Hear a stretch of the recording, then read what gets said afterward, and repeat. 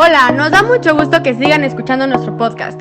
En el episodio de hoy hablaremos sobre Grecia.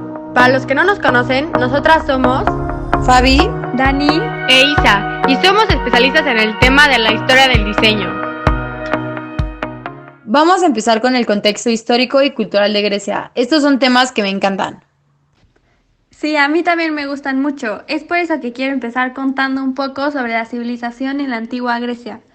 Los griegos procedían de los pueblos que emigraron a la península balcánica en diversas oleadas, iniciadas en el tercer milenio antes de Cristo. Entre los migrantes estaban los pioneros, los aqueos, los jonios, los dorios y los eolios, todos ellos de indoeuropeos arios provenientes de la Europa oriental. Y por otro lado, las poblaciones invasoras son en general conocidas como helénicas, por su organización en clanes. Además, estos pueblos tenían creencias místicas, creían descender del dios Helen, hijo de Deucalión y Pirra. De hecho, todo esto me recuerda mucho a la película de Percy Jackson. Uy, a mí esa película me encanta. Pero Dani, ¿cuáles son los periodos de la antigua Grecia? Mira, el primero es el periodo prehomérico. Es el periodo antes de la formación del hombre griego y de la llegada de pobladores de cretenses y fenicios. En esta época se estaba desarrollando las civilizaciones cretense o minioca y la civilización micénica. De ahí vamos con el periodo homérico. En este periodo acontece la llegada de Homero, reconocido por sus obras La Odisea y la Ilíada. Aquí inició la ruralización y la comunidad gentilicia, que son comunidades en la cual uno ayuda a otro en la producción y cosecha. Solo se sembraba lo que se consumía. Cuando la tierra no era fértil, salían en busca de territorios más fértiles. También es conocida como la Edad Media o época oscura griega, donde ocurre la llegada de los aqueos, dorios, eulíos y jonios, formación de los clanes o genos. Ese periodo es súper interesante. De hecho, ahí está ausente la escritura, ¿no? Exactamente, Fabi. Ahora vamos con el periodo arcaico. Aquí pasa la formación de las polis, que son ciudades-estado griegas. Ocurre la aparición del alfabeto fónico, del arte y de la literatura, así como el progreso económico, la expansión de la división del trabajo, del comercio, de la industria y del proceso de urbanización. En este periodo se van constituyendo los diferentes modelos de polis, definiendo asimismo la estructura interna de cada ciudad-estado griego. Ahora les voy a contar un poco del periodo clásico. Este periodo me encanta. También es conocido como el esplendor de la civilización griega. Sí, en este periodo sobresalen dos ciudades muy importantes, las cuales fueron Esparta y Atenas. Pero además de esas ciudades también están las ciudades Tebas, Corintio y Siracusa. Este momento de la historia griega es marcada por los conflictos externos como las guerras médicas y conflictos internos como las guerras de Peloponeso. Y por último, el periodo helenístico. Aquí, la crisis de las polis griegas, invasión macedónica, expansión militar y cultural helenística, la civilización griega se expande por el Mediterráneo y se funde otras culturas, siendo luego sometida al Imperio Romano. Bueno, el Imperio Romano ya es otra cosa. ¿Por qué no ahora nos cuentas el contexto ideológico? Con mucho gusto, Fabi. La ideología de la Grecia antigua es súper interesante. Me encantaría ver una serie en Netflix solo enfocada en esta ideología. Básicamente, su religión era de tipo politeísta, es decir, se basaba en el culto a múltiples deidades que incluso representan ideas abstractas como justicia, ética y sabiduría. Estas deidades se regían bajo un dios supremo llamado Zeus, padre de los dioses, y los sacerdotes cuidaban los cultos, pero no constituían un clero o una iglesia. Zeus gobernaba a los dioses del Olimpo que intervienen constantemente en la vida cotidiana. Entre ellos se destacan Atenea, diosa de la paz, Afrodita, diosa del amor y la belleza, Ares, dios de la guerra, Dionisio, dios del vino, Hefesto, dios del fuego, Perséfone, diosa del inframundo, Poseidón, dios del mar. Ah, y también Apolo, ¿no? Dios del arte y del deporte. Lo sé por las películas que vi de Percy Jackson. Buenísimas, por cierto. Sí, son buenas. Y bueno, esto fue todo en cuanto al contexto histórico, cultural e ideológico de la Grecia antigua. Esto nos sirve para posicionarnos y entender un poco mejor. Pero ahora sí vamos a lo bueno. Isa, ¿por qué no nos cuentas un poco de la arquitectura griega? Claro que sí. Primero les voy a dar unos puntos que merecen ser destacados. Su arquitectura era fundamentalmente adintelada, o sea que no utilizaban la bóveda. Es monumental, pero no colosal como Egipto. Es muy equilibrada en cuanto a su trazado, fácil lectura ya que todo está hecho con una medida, con un canon. Se trabaja en equipo, esto hace que sea una arquitectura perfecta y con mucha armonía, pero todo esto se da principalmente en la época clásica, siendo esto una arquitectura armoniosa, que esto es igual a una arquitectura bella. Los materiales fundamentales son la piedra y dentro de ella el mármol, siendo esta la preferida. Al principio utilizaban madera o la mampostería. El color era menos fuerte que el mármol y el aparejo. Conjunto de instrumentos, herramientas para realizar un trabajo. Es con una sillería regular y uniforme. Esto quiere decir que ese conjunto de asientos, ya sea sillones, sillas, canapés, son iguales o del mismo estilo. De hecho, siempre llevaba elementos decorativos, ¿no? Sí, como cenefas, rosetas, ovas, permas, palmetas y entre muchas otras. Es arquitectura alquitranada, se opone a la estructura abovedada. Esta utiliza arcos y bóvedas en la construcción de sus edificios. Oye, Isa, ¿y qué sabes de cultura y ciencia? Grecia se considera como los padres de la filosofía y los primeros científicos. Intentaron dar explicaciones racionales a los fenómenos naturales en lugar de recurrir a la religión o a la magia. Otorgaron gran importancia a la educación, especialmente en Atenas. ¿Por qué no nos cuentas sobre conceptos más específicos sobre las disciplinas que ésta llevó? Claro, la filosofía, que significa filo amor, Sofía sabe, se especializaron en la interpretación racional del universo y de la naturaleza.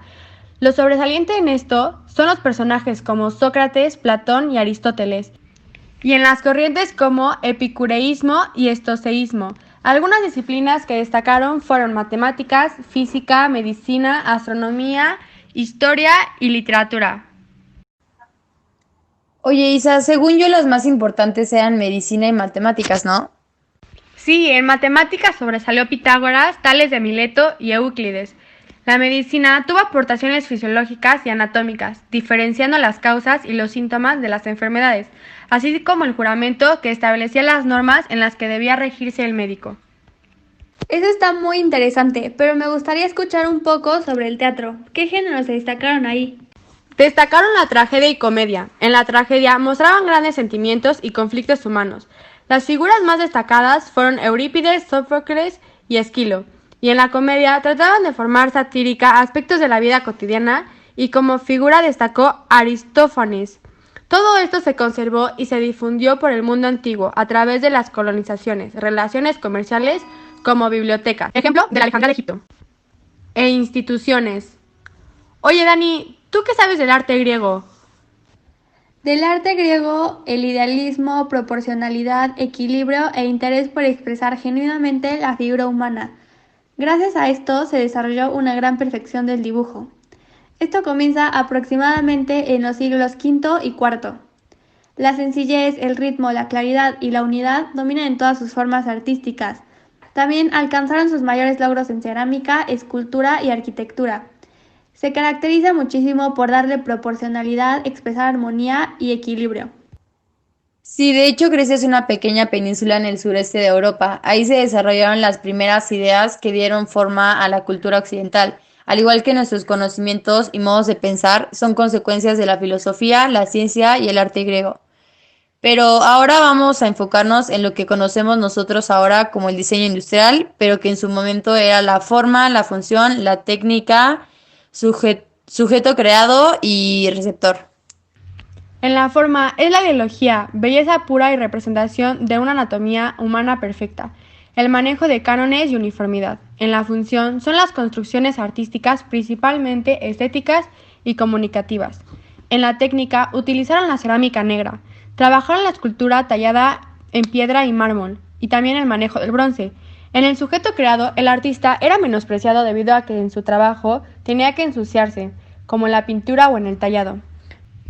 Vivían del arte, que esto es la pintura y escultura.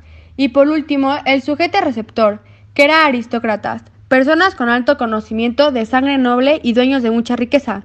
Trabajaban en las obras artísticas, generalmente por encargo. Ahora Fabi les va a platicar lo que fue el diseño textil y la pintura en la antigua Grecia. Antes los griegos tenían la mentalidad de que el único propósito de la ropa era cubrir el cuerpo y por eso muchas de las actividades que hacían las hacían sin ropa. La ropa que usaban antes era muy sencilla porque los helenos rechazaban todo lo que era la ornamentación. Por eso la ropa de los hombres y de las mujeres se parecía bastante. Sus vestimentas eran sin costuras, con muchos pliegues de tonos crudos como el marfil y el beige. De hecho, el marfil lo usaban en ocasiones elegantes y el beige era más para días casuales. Y ellos no acostumbraban a usar ropa interior. El material que usaban al principio para hacer todo era la lana, pero con el tiempo empezaban a usar el lino, el algodón y la seda para que los vestidos fueran más frescos y no tan calientes. De hecho, pasan a usar más la lana para hacer abrigos para la época de frío. Pero ¿cómo? ¿Entonces no usaban ningún accesorio? Sí, pero muy pocos. Algunos eran el pilo, que es una especie de gorro de piel, o el petazo, que era un sombrero de fieltro con alas. Para los pies usaban sandalias que estaban hechas de cuero con trenzado hasta los tobillos, y todo esto era más o menos la vestimenta general. Pero si nos vamos más a lo que era la vestimenta de los militares, es literal como lo ponen en las películas. Túnica hasta las rodillas, con una coraza o chaleco de metal, y un casco que se llama beocio. Oye, Fabi, según yo, sí había diferencias entre la ropa de los hombres y de las mujeres, ¿no? Sí, no era mucha la diferencia, por lo mismo que ya les había comentado antes, pero algunas son que para la ropa de los hombres se daba mucha importancia a los materiales, para la confección se usaba más el lino, lanas y pieles, y también había diferentes tipos de vestimentas, así como ahora existen las faldas, los pantalones, las camisas, las blusas. Antes existían lo que se llamaba el chitón, que era una blusa larga sin mangas y ajustada con un cinturón. Algunas veces era hasta los pies y otras hasta la rodilla. Y estaba también el himatón, que era una capa larga de una pieza que les cubría todo el cuerpo y algunos jóvenes se la ponían con una esclavina, que es una capa más chiquita que va en el cuello llamada clamide. También estaban los pilos, que era un accesorio que les cubría la cabeza como si fuera una boina de fieltro, y esto lo usaban más los artesanos y los esclavos. Según yo, los atuendos también dependían de la posición social, el tipo de ceremonia en la que estaban y el gusto por los materiales de cada quien, ¿no? Y eso lo podemos ver hoy en día cuando vamos a primeras comuniones, graduaciones y otros eventos. Sí, exacto. Ahora, cambiando a lo que era la ropa de las mujeres, se combinaban dos piezas importantes, el peplo y el quitón. El peplo era el más tradicional, que es el que ya habíamos comentado al principio. Era una pieza rectangular de lana agarrada en los hombros con broches y ajustada de la cintura. En invierno se usaba, o sea, se tapaban con lo que era el himatón y en la cabeza usaban el secrífalo, una especie de pañuelo. En verano se tapaban la cabeza con la tolia, que era un sombrero redondo de ala ancha. El quitón es un poco más sofisticado, este cubría todo lo que era el cuerpo, excepto por una parte abierta que dejaban para agarrarlo de los hombros con broches de aguja, y normalmente se usaba como prenda interior. Este vestido tenía un doblez que se hacía con el cinturón y simulaba una blusa suelta llamada diplos.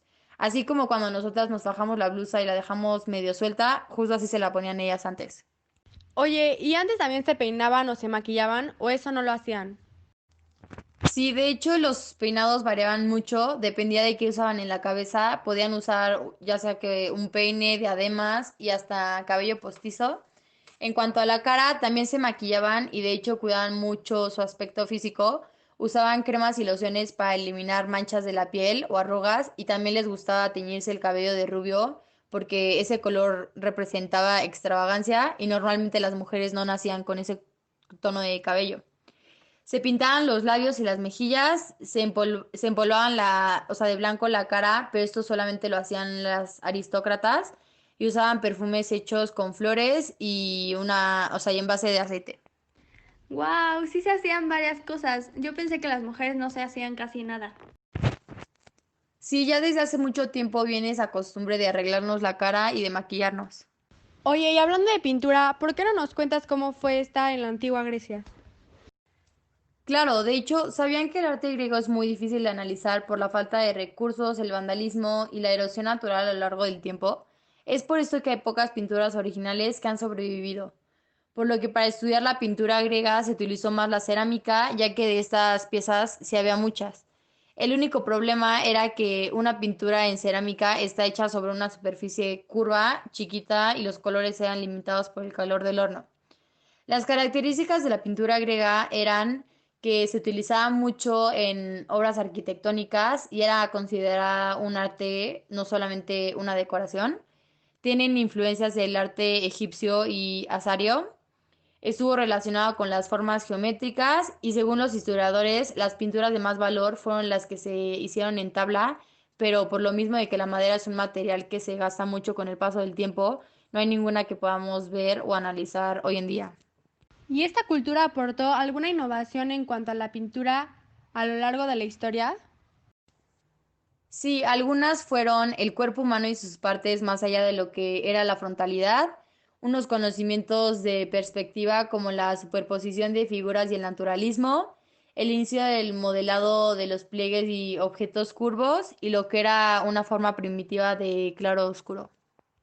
Oye, y los materiales y técnicas que se usaban, según yo, eran muros, tablas, losas de terracota o mármol, también el marfil, cuero, pergamino y lino, pero no muy seguido. Sí, de todo esto lo que se cree que fue más usado fue la tabla con una base de pintura blanca y en cuanto a las técnicas pictóricas se usaron la pintura del temple y la encáustica principalmente sobre las tablas, losas y esculturas de madera y el mármol y sobre los muros la pintura al fresco y de nuevo al temple. La paleta de colores de los artistas griegos eran los colores rojo, amarillo, negro, blanco, verde, azul, púrpura y marrón. Pero como ya les había dicho antes, para la cerámica no se podían usar todos los colores, por eso la paleta era rojo, amarillo, blanco y negro, y algunas combinaciones. Los temas que utilizaban principalmente los griegos para pintar eran escenas mitológicas, leyendas y batallas históricas, pero luego fueron desarrollando el retrato, la caricatura, escenas de paisajes y escenas de la vida cotidiana, que esos poco a poco fueron haciéndose cada vez más famosos y se fueron ganando un lugar. Y bueno, esto sería todo de mi parte y espero que les haya gustado mucho. ¡Wow! ¡Qué impresionante todo lo que platicamos ahorita! Ya sé, y creo que sí pudimos rescatar lo más importante de esa época, ¿no? Sí, y además todo esto se relaciona con el diseño, que es a lo que nos dedicamos nosotras.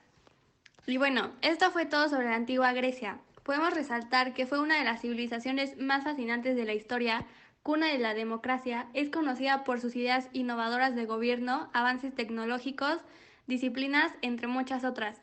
En nuestra opinión, es un periodo y cultura muy interesante ya que tiene mucho detalle y ha dejado una huella en la historia del mundo.